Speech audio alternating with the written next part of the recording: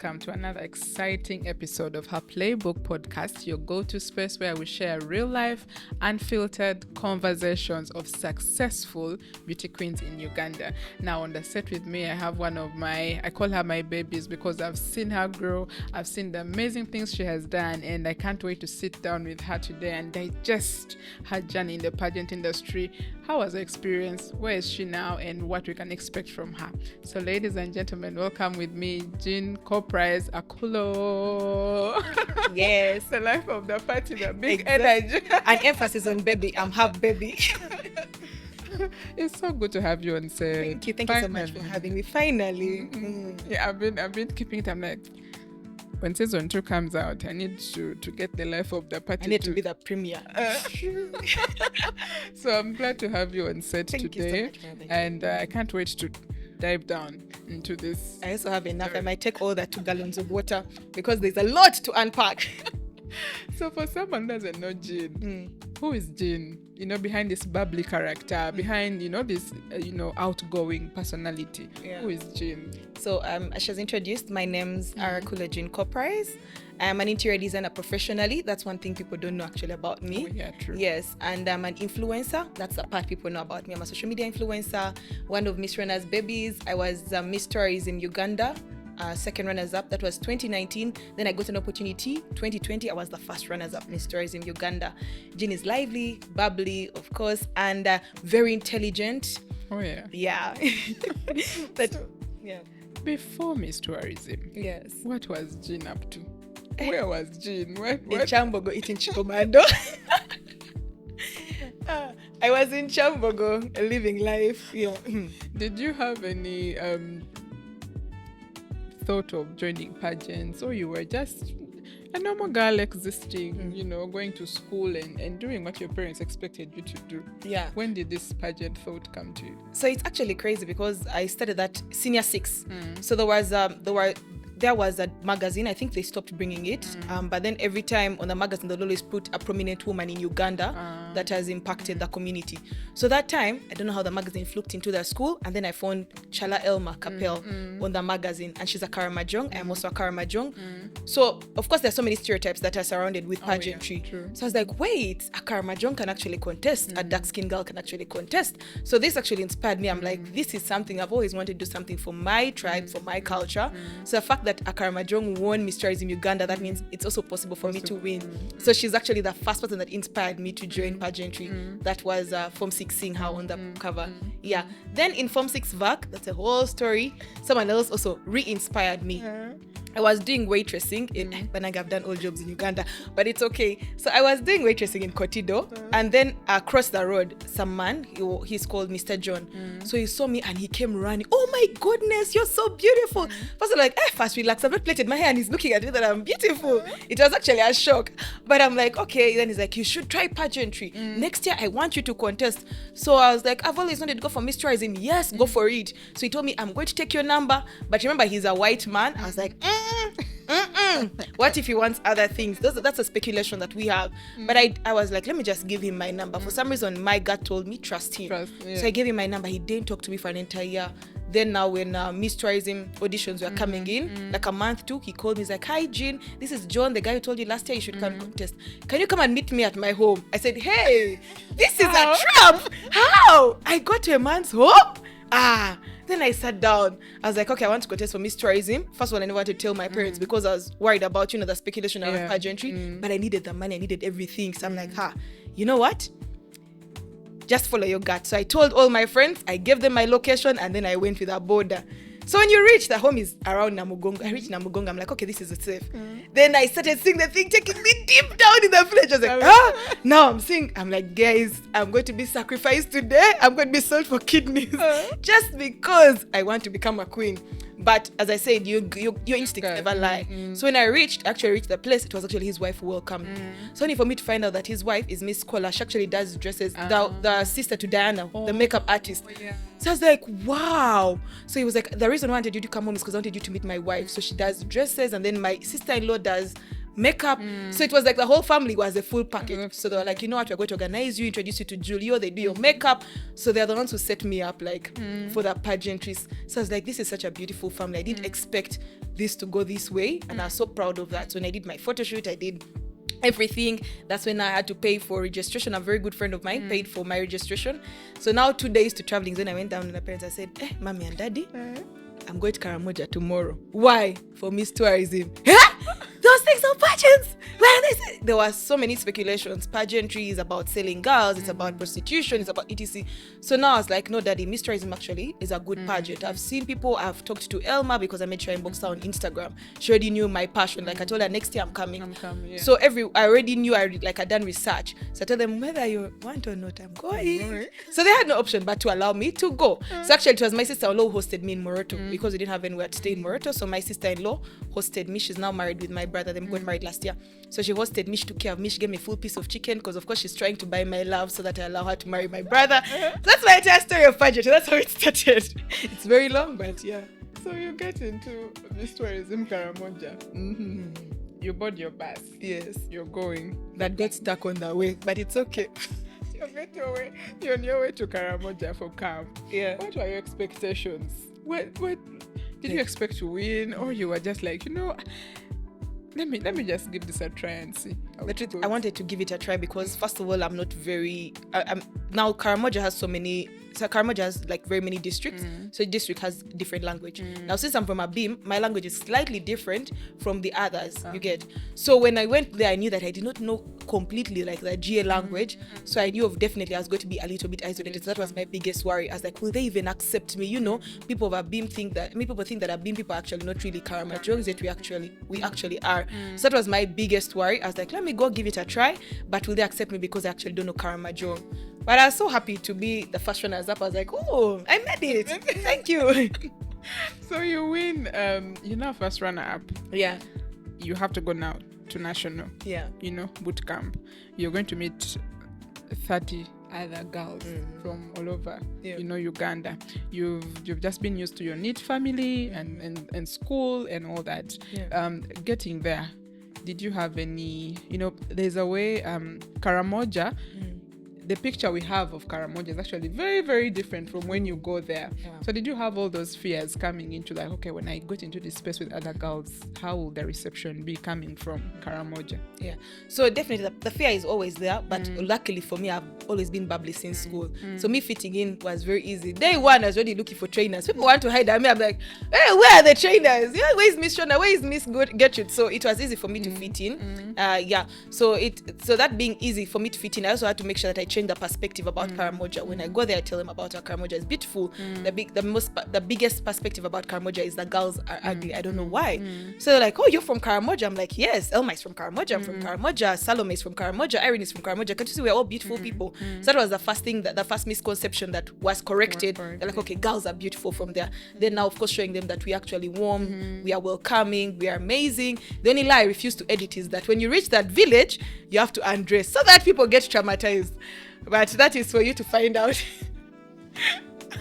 So if you're in a camp, what are some of those things that you did in Miss Tourism that made you think like, but is this really a beauty pageant, or we are in a boarding school, or we are in class? Like, did you even, like, what was your whole expectation? I'm just going to go to stage and smile and walk and go home. Yeah, actually that's what I expected. And also remember, since we had first regionals, it was a bit more smooth. Wake up at 8 a.m. The lady gave us, personal rooms. It was beautiful. Coming to National Boot Camp, 3 a.m. Miss Gertrude is on the door. Wake up for gym. I was like, wait, what? I've never been in gym my whole life. I was like, since I'm a small girl, I don't need to work out. That muscle pull that day, I'll never forget. So that was what was the biggest shock. Waking up at 3 a.m. I'm like, is this boarding? Then of course we are also sleeping. I was like, this training is not. And then they give you 5 minutes to do makeup. And then Miss Shona is waiting for you. She's like, if you're late, you're going to do. I actually still have the video. I'm going to send it to you guys. We did planks like this for being late in high heels. Then you come back for food. This is a different story. Yeah. So the time leading up to the grand finale, you wake up in the morning, grand finale is going. You're a bubbly person. People related to you. You were very helpful. I remember you were Miss Congeniality. Leading up to the grand finale, what was going through your mind? Did you expect and say, okay, actually win Miss Tourism Uganda? What were your expectations that day? Well, first of all, at least I hoped to be in top 10. I was like, if anything fails, at least I'll be in top 10. So when that day came, and then for some reason, because pageant is always pageant, there are always going to be fake rumors. So I'm hearing a rumor that Jean is going to be the winner. I was like, when did this start? That Jean has paid. I remember my mom is a nurse. Kati, where did she steal money? Did she steal Mulagos equipment and sell them to make money to pay for? That was the most confusing. So at that point, everybody neglected me because they pushed away. They're like, Jean. So I talked to my closest friends. That was Queen Zakia, Queen Charity. And I talked to them and I told them the misconception that's happening. And I said crying. I didn't even want to go on stage. I'm like, let me let it go. So my prayer now that time, people always pray to win. My prayer is I pray I do not win. Because if you win, they would just say it. Exactly. The rumors would be going down on social media, Facebook. So my biggest prayer is I pray I do not win. So that time now going on stage like this, my shoes were stolen. I looked for shoes. I said, you know what? Since I'm number 25, I was the last person. I said, let me wait. People went, I also stole someone's shoes. I was like, I'm going on that stage, whether they want it or they don't. So I stole someone's shoes, bigger than my leg. I walked like this on stage. Luckily, I didn't fall. And I made it to top 3 by God's grace. Can you say that your thought of people thinking that you had paid to win affected your performance? Yes. Maybe if you didn't have that rumor, you could have performed way better. Yes, actually, that's definitely true, because they asked me the simplest question and I froze. I think that's actually what made me fail. I froze and I failed to answer that question, the simplest. And as soon as I walked off stage, I'm like, wait, this is the answer. And everyone was asking me, how did you fail that question? But it's because the whole my brain was blocked on people's words, people's conversations. And that is one thing we need to train ourselves, like, avoid listening to rumors, focus on what you're there. Yeah. So now you're in the top 3, life is going to change. Yeah. You have people now you have to answer to. You cannot just wake up in the morning and randomly leave hostel at, hey, I'm here. How was that transition for you? It was difficult, but good. Because when you're not a queen, you get to live life randomly. You don't care where you eat, what you dress up in, where you sleep. But then after being a queen, whether you're in top 3 or not, there's a way you just change drastically. Like the kind of hair you have, I remember we had to, treat our hair so that we can hold beautiful puffs. You can't go out without wearing makeup. You need to look good. The way you dress, send pictures of what you're wearing prior. So that helped us to groom ourselves. And you find that at the end of the day, when you walk into a room, everyone's eyes turn to you and they're like, this is actually a beautiful girl. She's well educated, she's intelligent, and also she dresses well. So I feel like that change was drastic, yes, but it was very good for us. Yes. Now, would I be here if you had not made me change? You're going to be like, Jean looks lousy. Stay. So, what were some of those things? Yeah. You have been someone that has actually gotten a career that is quite away from the pageant that you took part in. What are some of those things that during your reign you were able to push when it came to tourism, and why did maybe your career path change afterwards? Okay, so when I went into pageantry the first year, I will not lie, the first year is very tricky because most times when you win, you're still in that process of, oh my goodness, I have won. Oh my goodness, I've changed my wardrobe. Oh my goodness. So many times, the truth is, queens do not utilize their year. Because at the end of the day, 1 year has passed and like, I've not done anything. I've not impacted my country. The only things I've done are probably the projects that the organization gave. That was the biggest challenge we had. Most of us did projects that our organization gave. That was mainly it. So when God blessed us, that was COVID. People see it as a curse, but to me it was a blessing, because that gave me an opportunity to go again. And I was first runners up, and then I had to sit down and say, Jean, what are you going to do to impact your community? So with that's when I branched into pushing so much on my social media platforms, growing it, and also making sure that people are aware of how Karamoja is, depending on, because people have a different perspective. So now when they get to know that actually Karamoja is different from what they think about, and then also I ventured into like trips and stuff. So that's when I I ventured into Vumbla, Uganda. That is mainly pushing tourism, getting to know the different places, the hidden gems in Uganda. Yeah, so that is what I did during that period, and still doing it till today. But it's now more of organizing trips, event spaces, stuff like that, as long as they promote the tourism of Uganda. But at the same time, using my social media platforms to make sure that when you see me, I always announce I'm a Karamojong, posting how Karamoja looks like, stuff like how do marriages in Karamoja do, because my project was mainly culture. So if I push the culture of Karamoja, that's what I want to be in people's eyes. Yeah. Okay, so I always tell people when when you hand over now to the next queen, most queens struggle. You've been used to a certain kind of routine, certain kind of way. Maybe you were fortunate enough to have that wherever you went, you had clothes, you had a designer helping you had makeup. How was your transition into the real world after now you've handed over? Now Jean is back to her, the normal life and all that. So personally, luckily, I'm a social butterfly. So even during boot camp, when I knew I was going for pageantry, I had to learn how to do makeup. I think everyone can testify that I drew all the eyebrows in boot camp. Yeah. But when I see them now, I'll be like, what caterpillar was that on your eyes? But it's okay. So I had to learn how to do makeup step by step every day. And that was one thing I made sure that by the time I've now let it go, by the time I've handed over, now I do know how to do my own makeup. I know how to do my own hair. I had to learn. And luckily for you were always like reminding us, learn how to do these things. And you being a mentor to us helped us that even after pageantry, we were still able to do some of these things. I also made sure I became friends with all the designers. So when I need an outfit, I'd be like, okay, probably I need an outfit. I don't have this money or I don't have this budget. So it was a blessing in disguise that I made all of them my friends. Yeah.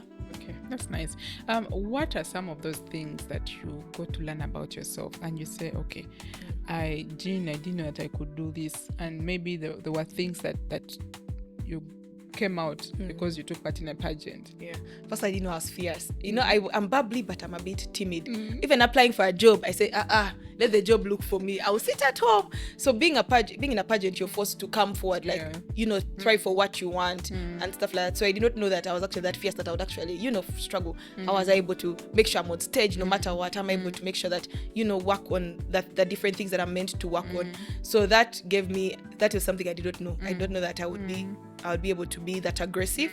So I learned that I'm actually aggressive. Also, then I realized, I think I knew I was a people's person, but being aggressive was one of the things that I learned. Yeah. Okay. What are some of those things that you say, I think I got these opportunities because I took part in a pageant? Maybe if someone didn't see me on stage or they didn't see me as Miss Tourism Karamoja, they would never have known.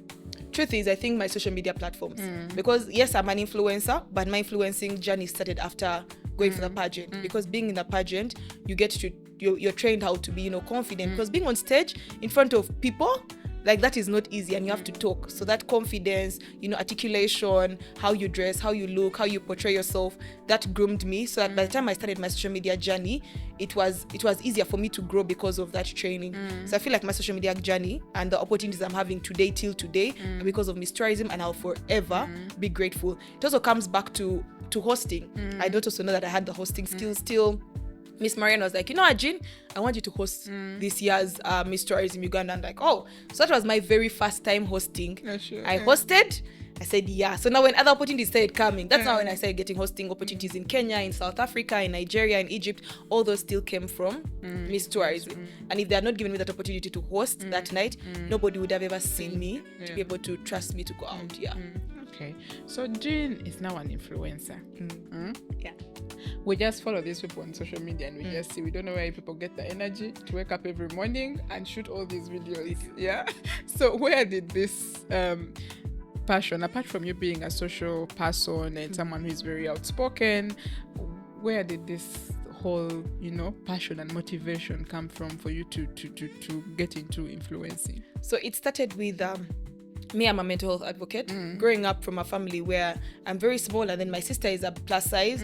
Seeing her always feeling low about herself being a plus size really used to hurt me, because I'm like, okay. And then also me being small, people think being fat phobic is real. You guys have not seen how they bully us small girls. Hey, it is terrible. They're like, hey, look at you, very small, you're like a stick, toothpick, spaghetti. Like, there are so many words. And then, this is not addressed a lot. So I was looking at how we can love ourselves more. And also those days, luckily for me nowadays, I have perfect skin, but those days I also used to have acne. So that was also one of the things. So your question is, how do you love yourself for who you are? Yeah. So that's why I started social media. I first started actually by doing content of how best you can love yourself, to work on our mental health and our mental issues. That was through makeup. And then from there, now started getting more momentum on marketing products and stuff like that. So yeah, it all came from working on our mental health. If I make you laugh one day, then I know that I've helped you, because you can be in problems, you slide and you watch my video and you laugh. So that helps you in your mental health for free. Actually, I should start charging. That's therapy. But it's for free. So if you're to talk about the brands that you have worked with,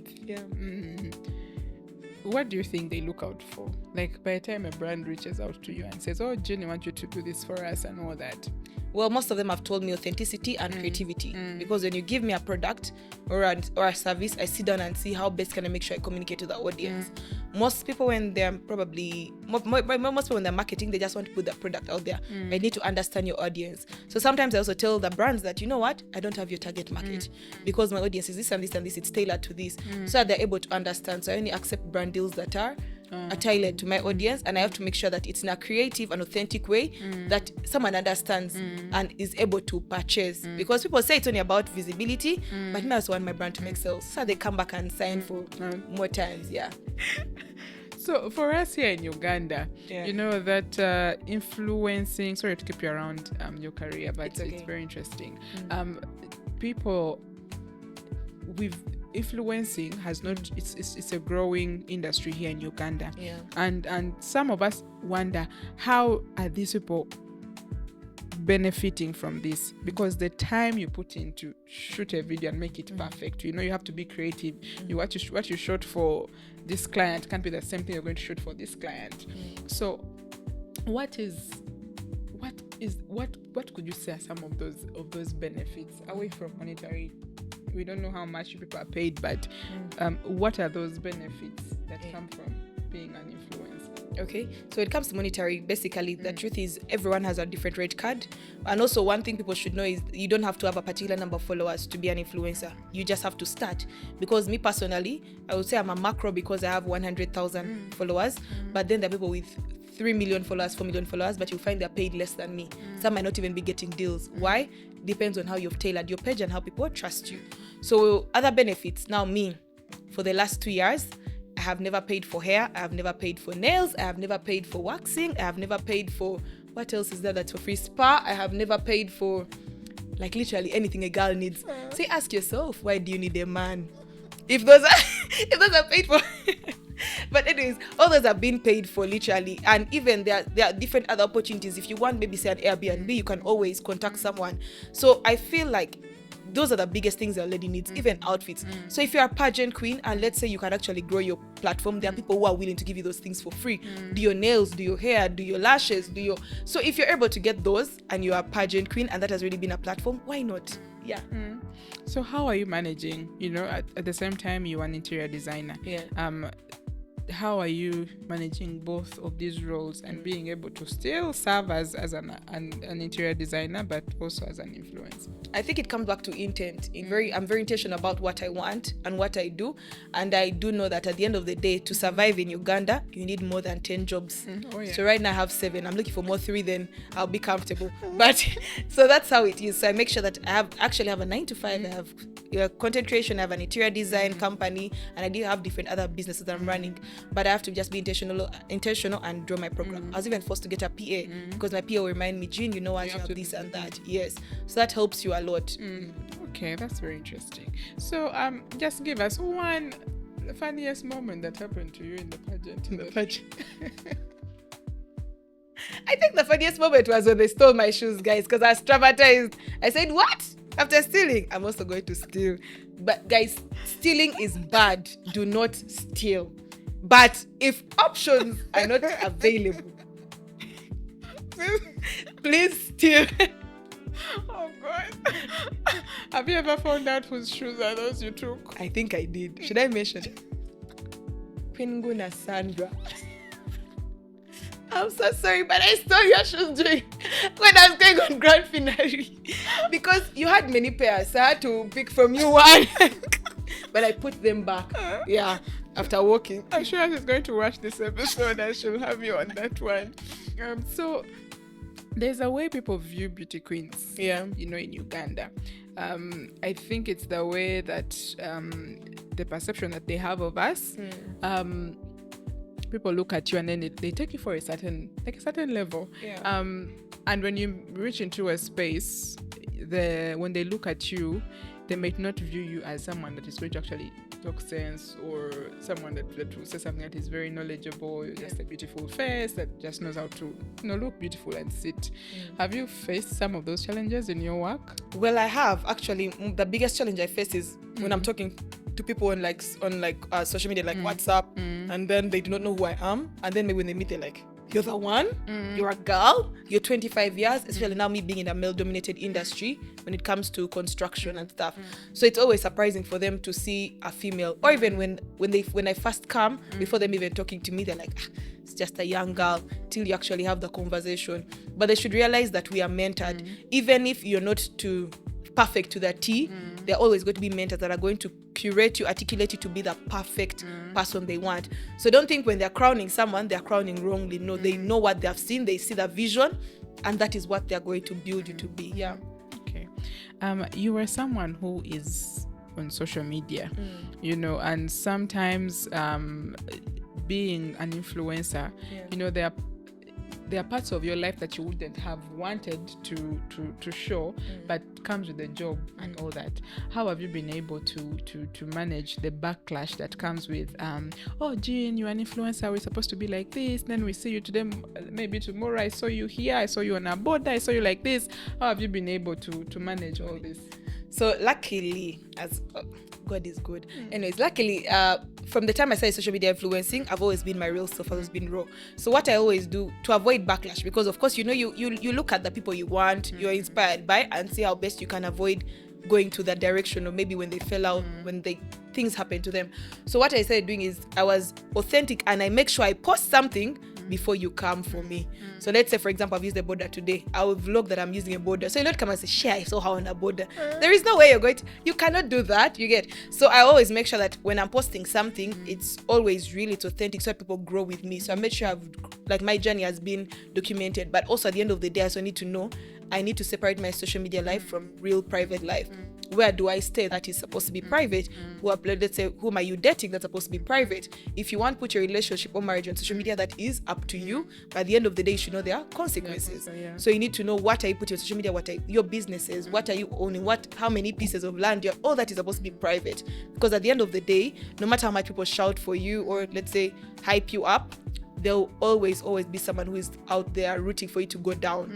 So you have to be careful. Yeah. Okay. And is there a way your social media life has affected your relationships? Could be friendships, personal relationships, the way people see you. Sometimes you get to meet someone and they have like a perceived notion of who you are basing on what they see on social media. Yeah, it definitely did affect some of my relationships. Luckily, my friends stayed true to them. Some of my friends, while some whom we had how you separate with a friend prior, now they want to get back to you because they now see that you're there. Someone wants free something. Guys, I don't have things for free. Even I'm begging for my sister, trying to understand how do I get for your friend. So those are the things that really affect. And even when it comes to basis of relationships, even the kind of people that approach you now, for example, let's say men that are approaching you, or maybe men that you're dating, they'll always, most times they're coming just to use you. So you need to be very careful. That is why I find either most beauty queens or most social media influencers are most times single, or their relationships keep ending. Because 0.0000001% of the men actually genuine when approaching you. Yeah. Okay. What are some of those challenges you faced in your pageant career? Challenges, some of them, waking up very early in the morning was not easy. Yeah, but we went through it.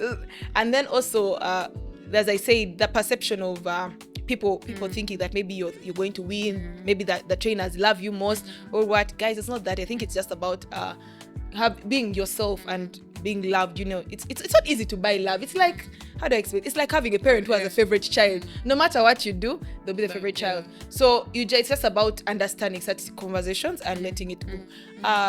But my challenges, maybe it's hard, I don't know. I'm looking at the challenges, and I should just say every time I had a challenge, God came through. Every time I had a challenge, God came through. Yeah. Okay, that's nice. So, what are some of those opportunities you got in along the way that you feel like if you're not in pageants, maybe you wouldn't have gotten that opportunity? Well, when it comes to the opportunities, as I said, first of all, me becoming a social media influencer started from pageantry. So I feel like if I had not contested, I would never be a social media influencer. That's the truth. Then also getting to meet big people. Like last time I was seated with a speaker who was sharing coffee, and I'm sure she might have used that cup the day before. As everyone else sat with a speaker, I met the president. Those are things that people would take for lightly, but these are conversations. And also being recognized in different spaces. Every time they would mention Miss Tourism Uganda girls are here, like everyone treats you differently, and this is an experience you would never get if you were not in a pageant. And as I said, everybody loves good things, so pageant really offered a lot of good things. Yeah. Okay. What are some of those things that happen behind the pageant industry that people don't get to see? Like you feel like people just expect you to show up every day looking nice, looking this, but you're also normal human beings, like everyone else. So what are some of those things you feel like most pageant girls go through, but people might not know? The biggest struggle, truthfully, is getting to dress up, getting an outfit, getting to do your makeup, getting to do your hair. Those are one of the biggest expenses that most people don't talk about. And you need to be either rich or you have to be very sharp. Now, me, when I was at campus, one thing about me is I think I have good taste. Thank you. But so I was a thrifter. So I knew how to thrift, and I would get the right clothes at 3K and I appear like I'm at 300,000. But oh my goodness, Jane, what's the plug for your dress? I'll tell you later. Yeah, I don't know the name, where I got it from. So those are things that people don't see behind the scenes. But now just imagine someone who doesn't have taste in outfits. Someone doesn't know where to thrift their clothes from. Where would you start from? You get? So those are things that people don't see. But if you're blessed enough to be connected, as I said, you can get people who can do your makeup, who do your hair. And that's when my mind was like, okay, I think I should do social media, because I'll be getting these things for free and it'll be easy for me to appear in places. Yeah. Do you also feel like, yes, pageantry, aside from what people perceive it to be, it's a tool that greatly empowers women? Yes, it does. Because women nowadays, like when you go to a pageant, I feel like it sharpens your mind. It opens you up. You become more aggressive. You become more outspoken. You become intellectual. Like you can now enter into spaces and be able to have real in-depth conversations that people would not be able to get outside pageantry. That's why I even think pageantry should even start from the time they are kids. Kids growing up, you see a 2-year-old, 3-year-old, 5-year-old being very articulate because they started pageantry. So by the time they're 18, they're like, wow, they are perfect. Yeah. Okay. And what advice would you give pageant organizers from your experience of being a title holder? What are some of those things you feel like organizations need to work on to improve the industry for the girls? Have grace. It's very important for you to have grace on them. Sometimes, that pressure of you need to be at this location, but you need to sit down and say, these girls are when I was contesting, I was 19 years. Where would a 19-year-old get money to get an Uber to get to a location? If you have grace and remorse and understand, sometimes they're not able to be here because of this and this and this. Either decide to crown people who have made their money, who are 27, 28, or as the 19, 18-year-olds, understand and have grace. And then also, mentorship is very important, especially when it comes, we have projects, we have written big projects, but after writing them down, how many have actually done their projects comes back to money, the right spaces to enter into. So definitely we have mentors inside the pageant, but I think we also need outside mentors who will help us and connect you to the right spaces. And as long as, because I'm sure these girls want to do something, they just don't have the platforms to. True about that. So if you'd give advice to a young girl out there who wants to join pageantry, what advice would you give and say, maybe I wish if I had this advice before I joined, I think I would be somewhere. Be yourself. Always be yourself. Do not change. Be true to yourself. avoid listening to rumors and gossip. You will fail like me. No, I passed. I went to top 3. But as long as you allow rumors to enter into your brain, it's going to be very, very deadly for you. So be yourself, avoid rumors to enter you, and please have fun. By the pageantry, the girls that I'm tied till today, they're the girls I met at pageantry. They are sisters. They're people you can call any day, anytime, and they'll be there for you. So have fun, be yourself, and avoid listening to rumors. One last question. Okay, Yes. second last question. Just to mention a few of those brands that you've worked for, and maybe giving us one brand that you have and you're like, I think if I work with this, I've been dying so much to work with this brand. The brand I've always wanted to work with. Okay, one of the brands I wanted to work with was Maybelline, and for some reason they got to me, thank God. But a brand I would want to work with is Dove. I love their body spray, I love their lotion. I'd want to work with Dove, definitely. And then some of the brands I've worked with Showmax Uganda. I have worked with Always. I've actually just signed the deal today, so I'm working with them. Congratulations. Thank you. I have worked with Belle Beauty. I've worked with Glam Skin Clinic. There's so many brands. I'm been trying to remember all of them. But there are very many important big brands that I've been able to work with, and I've worked with Fanta. So it shows you that, small girl with a big God, and everyone can be able to achieve it. And as I said, it's not about the numbers, it's about the impact and the creativity. Yeah. Okay. So what's next for Jean? Do we hope to see her on another pageant? Am I not too old? Miss Universe lifted the age limit. Yeah. So whether you're married, whether you're 40, whether you're divorced or anything. I actually want to go for Miss Universe, but you're supposed to be my mentor. So you tell me when you're ready. Miss Universe Uganda, here I come. But tell me like 1 year prior that I work on my body, I be looking. I will, definitely. But any other things we hope from Jean in the near future? I want to become more intentional about growing my culture, like putting my culture out there. That's a Karamoja culture. So that's one of the things I want to be very intentional about. And then also continue to grow my social media platforms. Then I just want to start mentoring the girls, because every year, everyone who is contesting always contacts me. Can you mentor me? Can you guide me how to do this? So it's not about mentoring per se, like one particular person, but posting some things about mentorship. Now, like, I love how you host us on this podcast and let us share our true selves. Some of the things I want to teach them is how can you do your makeup in like 5 minutes, because that's the time you're given. You get what are the things that you have to say maybe when you say this and that. So those small mentorships that can help you a bit, and not help you to win, but it can help you to become better in the pageant. Okay. If you could meet the Jean, the one at Chambo Go eating a Rolex. Hey, proceeds to sip water. If you could meet that Jean then and the Jean now, what advice would you give her? Don't listen to rumors. And also, girl, don't give up, because 5 years from now, you're going to be unstoppable. You're going to be the dream that you've always wanted to be, and you're going to achieve it. So don't give up. And also comb your hair. It is very bad. And maybe just to thank a few people that have been part of your pageant journey. Yes. So the Scholar family, that's Mr. Jacob and his wife, plus Miss Diane, that's the artistry. Thank you guys so much, because your input really helped me a lot. I'd also like to thank my mom. My mom supported me from the word go. Yeah? Yes, you remember her? Yeah, that lady. She was there for me throughout. Actually wanted to make her the last, but I'm like, sometimes the camera can switch off and I've not yet mentioned her. So let me put her first. My mom was such an amazing support. My entire family, my friends were there for me. They attended my events. Yeah, they were really there.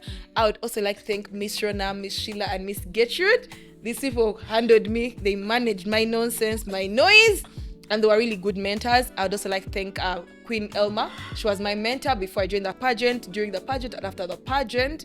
And my entire village, Karamoja, supported me, and I am so grateful. Everyone in Karamoja supported me. I'm so grateful. My auntie, there are so many people if I start mentioning. But all of you in Karamoja, yes, thank you so much. And also, let me not forget to thank Honorable Didi, because he also supported me when I was contesting for Miss Tourism Karamoja, together with my auntie Sandy. Everyone in Abim, Kotido, Moroton, love you. So we'd sit here and just a whole day, but we Yeah. have to say bye to our viewers. So thank you so much for joining you for me on this set. It's been amazing talking to you. You're always the life of the party, a bubbly character. So it's so fun to be around you. Yeah. Thank you so much. And we can't wait for where the world takes you. We'll be here following that journey. And Miss Universe. Oh yeah, and Miss Universe, maybe next time we host you, you'll be telling us about your Miss Universe journey. So we look forward to that. Thank you so much. Thank you. Thank you all for joining me today for this exciting episode, and I'll leave you with my 2 cents as always. The crown may be temporary, but your impact will last a lifetime. See you in the next episode.